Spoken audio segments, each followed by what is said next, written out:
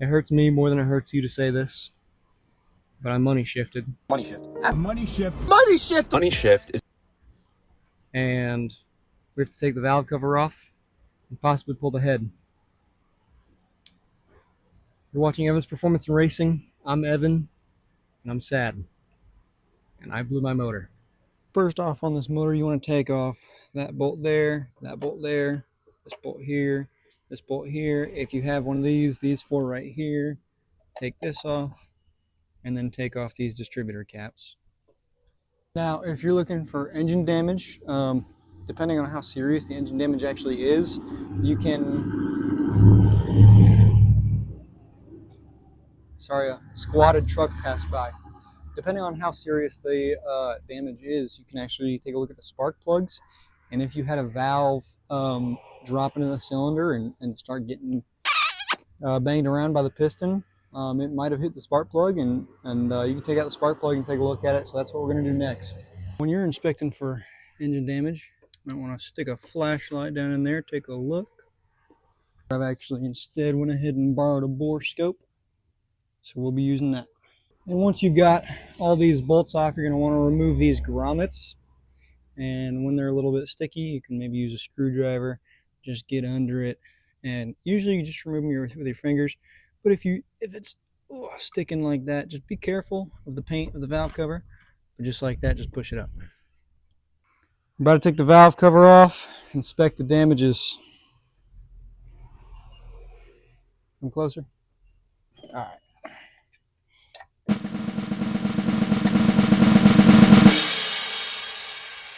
That valve cover gasket can be a little sticky. Try not to tear it, even though you should be getting a new one either way. And what we're looking at is these retaining springs down here. You have 2 per cylinder.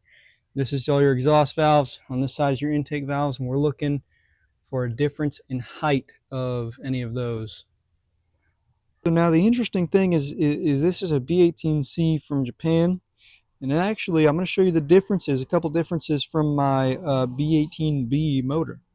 I did not have these platforms over the top of the cams. I had more cradles over the top of the cams. I'm not sure if that's aftermarket, but it looks pretty OEM. Secondly is, if you look here, I don't know if I can get a good angle on it. That's a good angle. That retaining spring is lower than that one by maybe a millimeter or two. On the exhaust valve, then we come over here to the intake valve, and the right one is lower than the left one. So we're gonna have to take this head off, which really sucks. But so yeah, I just went ahead and sealed it back up. I mean, I didn't screw it down or anything, but it'll be all right for a little while, just for the tow truck. And the hood's gonna be closed and everything, but I just want to prepare it for the weather. It's supposed to rain tomorrow morning, so we're gonna get it towed to the shop tomorrow morning, and we're gonna take that head off.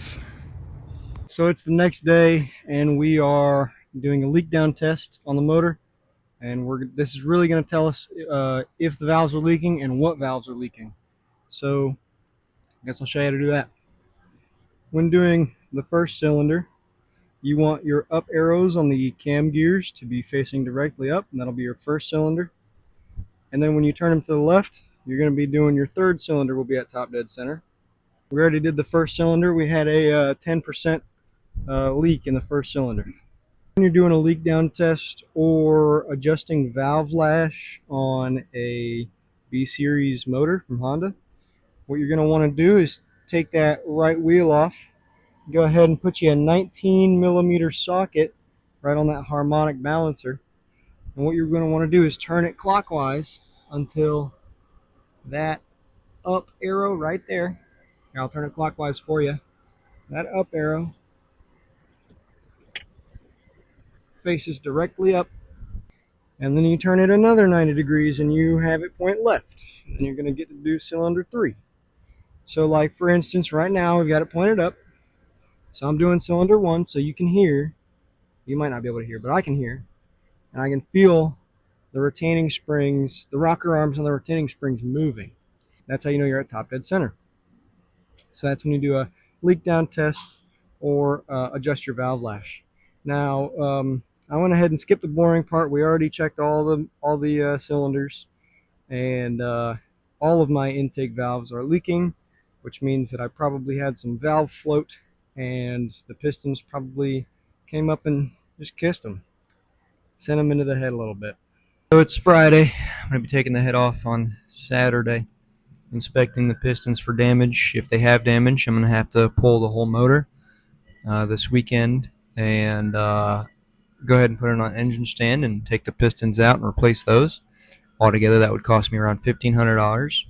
If the pistons don't have too bad of damage, I'll just be able to pull the head, send it over to Edwards Auto Repair and Machine Shop, and have it resurfaced and redecked. I'll be replacing the retaining springs and the retainers from a kit from SuperTech.